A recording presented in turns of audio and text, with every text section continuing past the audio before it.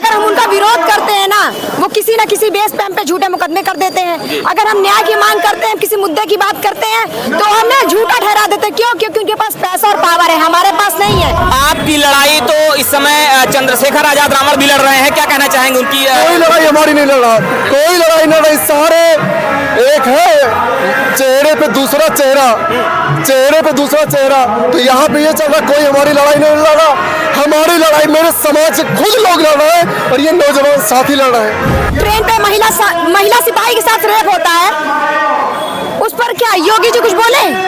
आप योगी जी से आप ये सबसे बड़ा सवाल तो ही बता, जब महिला पुलिस सुरक्षित नहीं तो मैं, आप या कोई सुरक्षित नहीं है। देखिए, वो कहीं न कहीं दलितों के नाम पे अपना वोट बैलेंस बना रहे हैं और हम दलित समाज को धोखे में रख रहे हैं। ये चीज दलित समाज को समझना होगा, जागना होगा।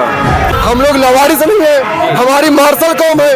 उत्तर प्रदेश और बिहार में बड़े संख्या में हम लोग हैं। जिसको चाहते बनते, जिसको चाहते बिगाड़ते हैं। सरकार को आपके चैनल के माध्यम से कहना, तो सरकार के माध्यम से सरकार को कहना चाहता हूँ कि सरकार अभी हम लोग को समझ नहीं पा रही है। सरकार वोट लेने के लिए बड़े बड़े वादे करती है, लुभावने वादे करती है, लेकिन फिर बाद में हम ही लोग को मारने काम करते हैं। हमारे समाज के लोगों की हत्याएं कराती है। हम आपको बताना चाहते हैं कि हम लोग तो पहले मार्शल कौम से हैं। और उदा देवी पासी को आप पढ़िएगा गूगल पे, उदा देवी पासी 36 अंग्रेजों को गोली मार करके तब शहीद हुई थी। आने वाले 25 दिसंबर को महाराजा बिजली पासी का जयंती मनाया जाना है, लेकिन उससे पहले ही, उससे करीब 1.5 महीने पहले यहाँ पर पासी समाज के लोग आज इकट्ठा हैं और यहाँ पर उनकी कुछ मांगे हैं। यहाँ ये धरने पर बैठे हुए हैं, धरना करने के लिए आए हैं। तो आखिर इनकी क्या मांगे हैं, किस विषय को लेकर आए हैं, इनसे बात करते हैं और समझने की कोशिश करते हैं कि यहाँ पर क्यों इकट्ठा हुए हैं। आज आप लोग यहाँ पर इकट्ठा हुए हैं और साथ में महाराजा बिजली पासी और मदारी पासी जी का आपने फोटो ले रखा है। कहीं ना कहीं कुछ आप दिखाने की कोशिश कर रहे हैं, कुछ बताने की कोशिश कर रहे हैं। आखिर मामला क्या है आज का? देखिए, आज हम लोग ज्ञापन देने आए थे राज्यपाल महोदया जी को। तो एसडीएम साहब आए, हमारे ज्ञापन को लिया और ये संकेत आपको महाराजा बिजली पासी, मदारी पासी और उदा देवी पासी का जो हम लोग दफ्ती लिए, पोस्टर लिए हैं, हम आपको बताना चाहते हैं कि हम लोग तो पहले मार्शल कौम से हैं। और उदा देवी पासी को आप पढ़िएगा गूगल पे, उदा देवी पासी 36 अंग्रेजों को गोली मार करके तब शहीद हुई थी। और बिजली पासी हमारे समाज के राजा हुआ करते थे, एक दौर ऐसा था। मदारी पासी क्रांति के जनक माने जाते थे, जनक थे हम लोग उनके वंशज हैं। और सरकार को आपके चैनल के माध्यम से कहना, तो सरकार के माध्यम से सरकार को कहना चाहता हूँ कि सरकार अभी हम लोग को समझ नहीं पा रही है। सरकार वोट लेने के लिए बड़े बड़े वादे करती है, लुभावने वादे करती है, लेकिन फिर बाद में हम ही लोग को मारने काम करते हैं। हमारे समाज के लोगों की हत्याएं कराती है। नहीं, आप एक बड़ा आरोप लगा रहे हैं सरकार पर कि सरकार जो है हत्याएं कराती है, जबकि अभी जिस मामले का जिक्र आप कर रहे हैं अभी हाल ही में हुआ है, तो उस मामले में तो कार्रवाई हो रही भी, रात में भी, कल रात में एक इनकाउंटर हुआ है। अभी और किसी बिरादरी का होता, मेरी बातों को बुरा मत मानिएगा, अगर यही और किसी बिरादरी का होता 2 घंटे, 4 घंटे, 5 घंटे में इनकाउंटर करते, पता नहीं सही करते हैं कि गलत करते हैं। लेकिन हमारे वाले में क्या होता है कि ये दलित है, पासी है, पिछड़े हैं, शोषित है, पीड़ित है, छोड़ दो, जब मिलेगा मौका तो इनको मौका मिलेगा, तो इनको न्याय मिलेगा, नहीं छोड़ दो, ये लवारिस है। हम लोग लवारिस नहीं है, हमारी मार्शल कौम है। उत्तर प्रदेश और बिहार में बड़े संख्या में हम लोग हैं। जिसको चाहते बनते, जिसको चाहते बिगाड़ते हैं। ये आपके चैनल के माध्यम से सरकार को 2027 नजदीक है और 2027 के पहले ही ये एक चेतावनी भी है। कहीं ना कहीं ये बताने की कोशिश है कि हमारी बड़ी संख्या है, हम जिसे चाहते हैं बनाते हैं और जिसे चाहते हैं बिगाड़ देते हैं। कहीं ना कहीं 2027 को लेकर भी चेतावनी दे रहे हैं क्या? बिल्कुल चेतावनी दे रहा हूँ। हत्याओं का हत्या पे हत्या होता जा रहा। कौशाम्बी में देख लीजिए, प्रतापगढ़ में देख लीजिए, बाराबंकी में देख लीजिए, इलाहाबाद में तो आप देख ही रहे, लगातार हर जिलों में हमारे समाज के लोगों की हत्याएं की जा रही है। और टारगेट एक बिरादरी, वो भी पासी। और मेरे सारे समाज के लोग इस बार बैठे एकदम सतर्क होकर के। सारा सोशल मीडिया का जमाना, सारे लोग एकदम चतुराई से बैठे। अगर मौका मिला तो ये भारतीय जनता पार्टी को आईना दिखाएगा। तो मौका मिलेगा तो हम दिखा देंगे, मौका मिलेगा तो हम दिखा देंगे। कुछ ऐसी बात करने की कोशिश की जा रही है। ये हम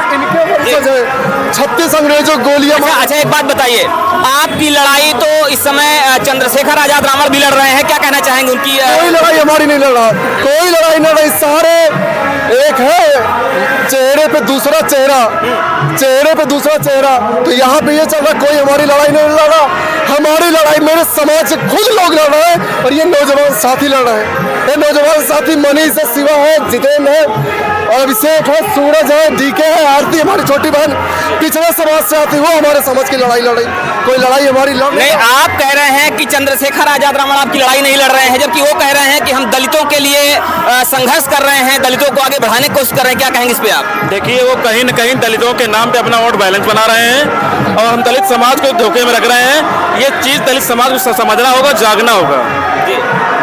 तो दलित समाज को कहीं ना कहीं धोखे में रखने का काम कर रहे हैं। मायावती जी के विषय में आप क्या कहेंगे? क्योंकि मायावती जी ने भी 9 अक्टूबर को रैली किया था और उन्होंने भी काफी कुछ कहा है इन सब चीजों को लेकर, क्या कहेंगे उनके विषय में? अगर मायावती जी की बात कर रहे हैं तो मैं उनका बहुत सम्मान करता हूं। तभी एक समय था वो दलितों के नेता थे, लेकिन आप सोचिए, इस बात का मंथन करें, मीडिया से होंगे, अगर वो 9 साल बाद अचानक मंच को पकड़ रही हैं तो पूरे दलित समाज और पिछड़े समाज कहीं न कहीं उनसे लगाव था कि कहीं अब अचानक मायावती जी आ रही मंच को थाम रही हैं तो हमारी आवाज़ उठाएंगे, लेकिन उन्होंने उन सभी को भी विरोध उतरा, ना दलित की आवाज़ उठाई, ना पिछड़े की आवाज़ उठाई, उन्होंने कटघरे में उसको खड़ा किया जो कई सालों से सत्ता से दूर है। भाई, आप बड़ी नेता हैं, आप सत्ता से सवाल करिए, ना कि जो सत्ता से दूर हैं जो सवाल कर रही हैं। तो वो भी कुल मिला के दलित समाज को जो उनके चरणों में जाके गिरवी रख के चली आई हैं। तो आपका इशारा समाजवादी पार्टी के मुखिया अखिलेश यादव की तरफ और साथ ही साथ कांग्रेस की तरफ भी आपका इशारा है। तो इनका कहना है कि मायावती ने सवाल उस पर उठाया जो काफी समय से सत्ता से दूर था। आज आप भी यहाँ पे आई हैं और कहीं ना कहीं आप मातृशक्ति को रिप्रेजेंट कर रही हैं, आप उसको रिप्रेजेंट करने के लिए यहाँ पे आई हुई हैं। ये जो आज लोग इकट्ठा हुए हैं, इस पर आपका क्या कहना है? देखिए, ये जो लोग आज यहाँ इकट्ठा हुए हैं, ये न्याय की मांग कर रहे हैं और एक न्याय जो होता है जो न्यायालय देता है और एक न्याय वो होता है जो हम सरकार से सोचते हैं कि हाँ, हमें सरकार भी दे। जैसे सुरक्षा सबसे बड़ी जिम्मेदारी सरकार की होती है, प्रशासन हमें सुरक्षा कैसे मुहैया कराएगी। लेकिन वर्तमान में अगर आप सुरक्षा की बात करें, आप न्याय की बात करें, तो वो स्थिति 0 कैरेट पे है।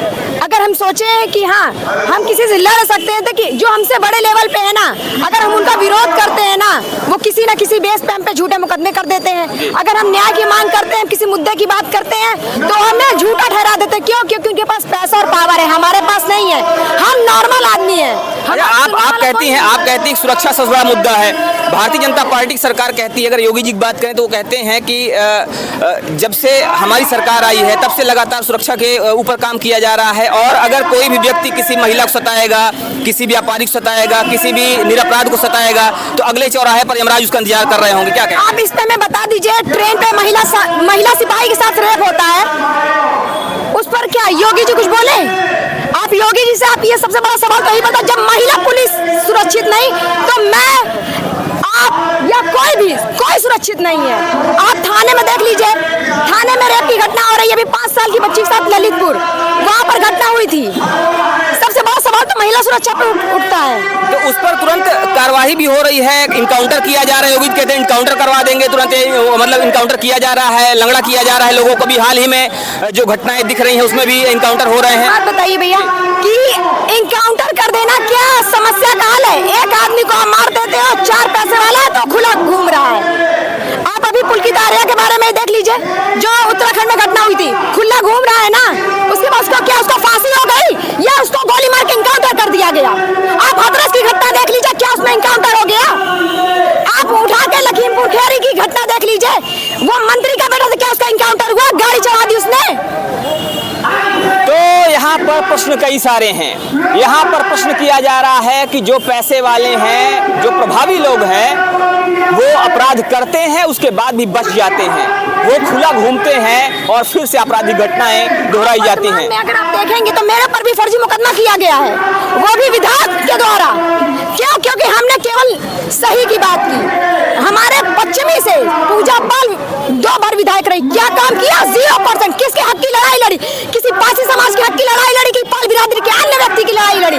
किसी को उसने लड़ाई नहीं लड़ी, सिवाय एक चीज का रोना कि मैं विधवा हूँ, शादी करने के बाद केवल मैंने उसके पति का नाम लिखा कि वो शादीशुदा है। उसको ये राजनीति नहीं करनी चाहिए।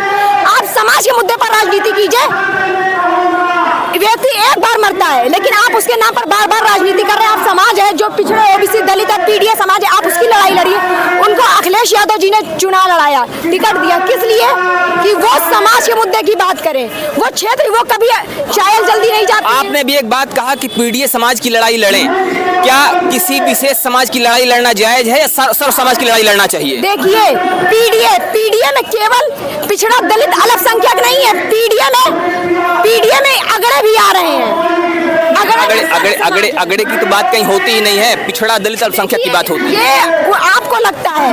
बाकी माननीय राष्ट्राध्यक्ष जी से भी अगर आप पूछेंगे ना तो वो भी यही कहेंगे, क्योंकि हम एक कार्यक्रम में गए थे, माननीय राष्ट्राध्यक्ष जी ने स्वयं मुझे पीछे से बुलाकर आगे मंच में सम्मानित किया, बोलने का मौका दिया। उन्होंने यही बात बोली कि पीडीए का मतलब केवल पिछड़ा दलित अल्पसंख्यक नहीं है, पीडीए के ए में अगला समाज भी आ रहा है। तो पीडीए का मतलब सिर्फ पिछड़ा दलित अल्पसंख्यक नहीं है, बल्कि उसमें अगड़ा समाज भी है। अभी वर्तमान में अभी आप जैसे बहुत सारी घटनाओं की बात कर रही हैं, अभी जो घटना होती है मुंडेरा में, तो मुंडेरा की घटना को लेकर राष्ट्रीय अध्यक्ष जी जो अखिलेश यादव जी हैं, उनका कोई बयान नहीं आया है। इस पे क्या कहना है?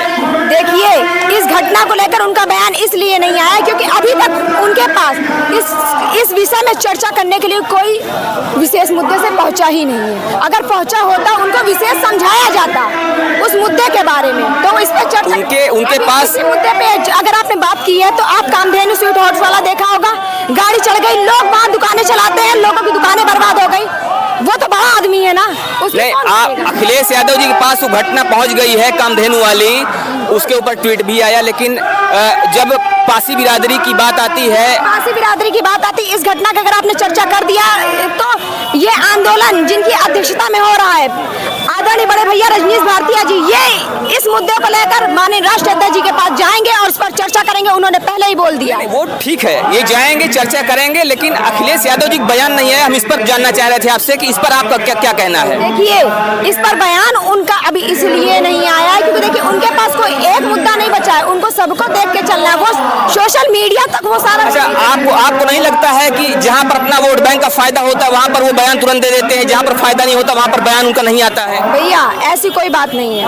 और रही बात वोट बैंक के फायदे की, तो अगर वोट बैंक का फायदा होता ना तो वो व्यक्ति हम लोगों की बात नहीं करता। अगर वोट बैंक का अगर केवल उसको वोट बैंक से मतलब होता ना तो मेरे ऊपर एक विधायक ने FIR किया।